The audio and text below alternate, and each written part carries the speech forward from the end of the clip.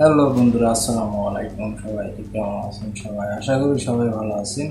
তো আজকে দিয়ে আসলাম 2023 সালের সবচেয়ে খ্যাতি যেগুলো ভিডিও, মানে রাতারাতি ভাইরাল যেগুলো ভিডিও, ওগুলা ভিডিও নিয়ে চলে আসলাম। তো আজকের ভিডিওর টপিক হচ্ছে রাতারাতি ভাইরাল ভিডিও 2023 সালের। তো চলেন ভিডিওগুলো দেখা যাবে আপনাদের সঙ্গে। আশা করি ভালো লাগবে। ভালো লাগলে লাইক করবেন, কমেন্ট করবেন, শেয়ার করবেন। এবং এই ভিডিওর অরিজিনাল লিঙ্ক হচ্ছে আমার ডেসক্রিপশনে দেওয়া আছে, আপনারা চাইলে যা চেক করতে পারেন। তো চলেন ভিডিও শুরু করা যাক। এই ডিগবাজি দিয়ে যে কোনো সময় যে কোনো ঘরের দরজা খুলে ঢুকে যাবো। দেখেছি আমি পুরো কেন্দ্রে দিয়েছি। এমনি ছাদে খেলতে যেতাম। হ্যাঁ, কারা ছিল 2023 সালে ভাইরাল মুখ? আজকের এই এক ভিডিও তো দেখে ফেলবেন। মামুন আজকে মেরে আমার চেহারা কি বানাই দিল। উনি নিজেরা ব্র্যান্ড দাবি করে। তো আর বেশি কথা নয়, চলুন শুরু করা যাক।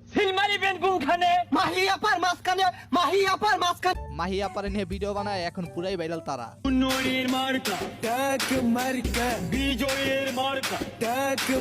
গানটি কেমন হয়েছে কমেন্টে জানাবেন। সো এর পুরো অভিনেত্রী রাজরিপা ওরা আমাদের ক্যারিয়ার নষ্ট করবে, পারবে না। করলে রাজরিপার ক্যারিয়ার নষ্ট করবে। আচ্ছা, ক্রিকেট খেলতে গিয়ে খেলোয়াড় ভাইরাল হয় কিন্তু অভিনেতা ভাইরাল হয়, এইটা প্রথম দেখলাম। আমি একটা 4 মারছি, ওটা 4 হইছে, কিন্তু ম্যানেজমেন্ট দেয় না। কেন রে ভাই, তার 4টা দিলেন না? এটা কোনো হলো? তারপর ভাইরাল ছিল ইসমর তার ভিডিওর মাধ্যমে। আমি সবাইরে যা দেখাই ওইটা আমি না। হ্যাঁ, সে সবচেয়ে বেশি ভাইরাল ছিল টিকটকারদের নিয়ে ফানি ভিডিও বানিয়ে। কিন্তু গুরু, আমি তো খালের পারে থাকি, মাছ ধরি, আমি কি কোনোদিন সেলিব্রিটি হইতে পারবো? 30 মিনিটের ভিডিওতে সব টিকটকারদের বলে দিয়েছে সে। রাস্তাঘাটে চলতে গেলে মানুষ আমারে প্রতিবন্ধী বলে, আমিও মুখ বুঝা সহ্য করি, কারণ আমি টিকটক করি। তারপর টিকটকাররা যা বলে। টিকটক করেই তার যাত্রা শুরু। নিজেকে টিকটকার না বলে দাবি করে ইউটিউবের গুরু। এছাড়া অ্যালেক্স সবুজ ইসমরকে নিয়ে কথা বলে। আর কি প্রিয় হইল রুস্তাম, কিন্তু না, এখন তো দিয়ে তার চেয়ে আরো বড় রুস্তাম। উনি নিজেরা ব্র্যান্ড দাবি করে। বলা যায় অ্যালেক্স সবুজ এন্ড প্রিন্স মামুন তারা 2023 সালের ইউটিউব ভার্সেস টিকটক যুদ্ধ লাগায়। তবে আপনি কার পক্ষে? আপনি কি ইসমরের ভক্ত নাকি টিকটকারদের ভক্ত? কমেন্টে জানাবেন।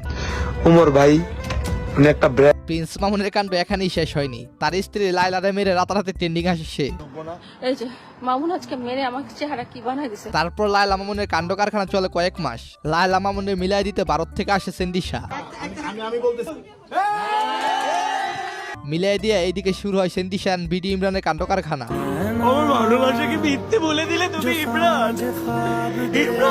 আইসা আপনারই বলেন, সেন্ডিসা এন্ড বিডি ইমরানের সম্পর্কে কি আসলে সত্যি? এনিওয়েজ, এর প্রচুর শান্তি রহমান তিরিং বিরিং নাচের কারণে সে ফেমাস। তবে সেই ন্যাকামি কথার জন্য বেশি ভাইরাল হয়েছে। কবে করব? বাবা মা যেদিন মেনে নেবে সম্পর্ক। এছাড়াও সে সাকিব খানকে নিয়ে মন্তব্য করে সমালোচিত হয়েছে। আমার বাপের বয়স, সে আমার নায়ক হওয়ার যোগ্য না। এনিওয়েজ, এর প্রচুর ফুড আপি সে 2023 সালে ভাইরাল হয় ইউনিভার্সিটিকে নিয়ে আপত্তিকর মন্তব্য করে।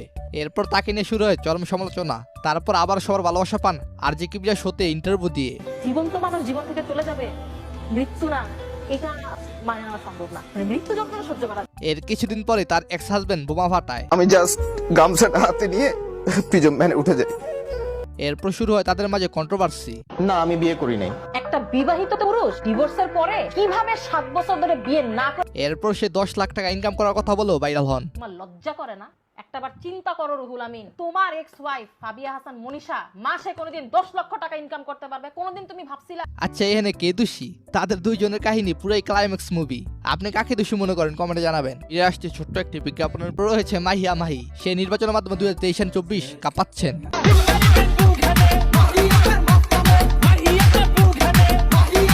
আপনারা ভোট দিবেন কোনখানে কমেন্টে জানায়েন। এছাড়াও রাতারাতি ভাইরাল হয়েছে লুবাবা। বাট আমি লিটারালি কেন্দ্রে দিয়েছিলাম। লুবাবা কেন্দ্রে দিয়েছে কথা বলে রাতারাতি ভাইরাল। কেন্দ্রে দিয়েছি, সব জায়গায় কেন্দ্রে দিয়েছি। এরপর হচ্ছে জায়েদ খান, সে বিশ্বে mister Zayed Khan from Bangladesh। হ্যাঁ, এরপর সে দিগবাজি খান হিসেবে ভাইরাল হয়। যে পারে সে কাপড় সরাও পারে, কাপড় ছাড়াও পারে। ধরেন, বাহ, রোলেক্স, কিন্তু রোলেক্স। নারীরা কোথায় আটকা জায়েদ খান আঙ্কেল? নারীরা জায়েদ খানে আটকে। তো বলা যায় 2023 সালে সবচেয়ে বড় ফেমাস সেলিব্রিটি জায়েদ খান, সে যেই ডে বলছে সেই ডে ভাইরাল হয়েছে। দাম কেন বলবো? কোনো কিছু দাম বলতে হয় না, কারণ তোমরা শুনলে অবাক হয়ে যাবা। এটা বলতে হয় তোমাদেরকে, দে স্পন্সর। কখনো রয়্যাল মালামার, আরো কত কি। এই যে স্যুটটা দেখেছো, এই স্যুটটা দেখছো, এটা রয়্যাল মালাবার থেকে কিনে নিয়ে এসেছি। তারপরে সে মাদ্রাসার ছাত্র রিফাত, বাংলাদেশ জাতীয় মাছের নাম কি? সে যেই ডে বলুক না কেন আমার পছন্দের মাছের মধ্যে অন্যতম পাঙ্গাস। ভালো আছো নি? তো তার সহজ সরল কথা বলার কারণে রিফাত ভাইরাল। এনিওয়েজ তারপর ভাইরাল হয়েছে জাইরালোক। হ্যাঁ, এই বেটা হুররে গান গাইয়া পুরাই ভাইরাল। সে যতই পাগলামি করুক না কেন, দিন শেষে সে একজন খুব ইন্টেলিজেন্ট একজন ব্যক্তি। সো এরপর সে জান্নাত তোহা, তারা হলো কাপল ব্লগার।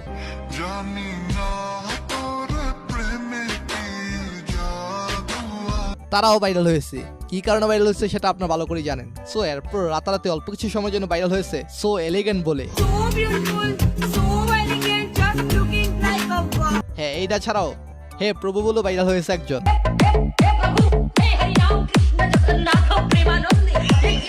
এছাড়াও তানজিম সাকিব ভাইরাল ছিলেন।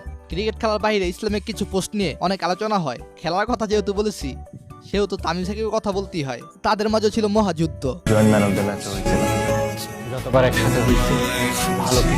তো বর্তমানে সাকিবকে পাচ্ছে রাজনীতির মাঠ।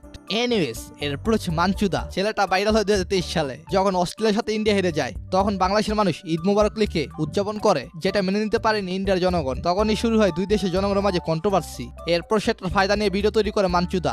বাংলাদেশ মজা নিচ্ছে, তোদের লজ্জা নেই? বছরের শুরুতে ভাইরাল পরিমনিয়ান শরীফুল রাজের ডিভোর্স কাণ্ড ঘটে। বলা যায় বছরের অনেক অংশ কাপলদের দেখতে দেখতে চলে গেছে, যেমন আইমান মুনজারিনের বিয়ে, এছাড়া RS ফাইমান মানজিয়ার বিয়ে। এত ভাইরাল কাপলের মাঝে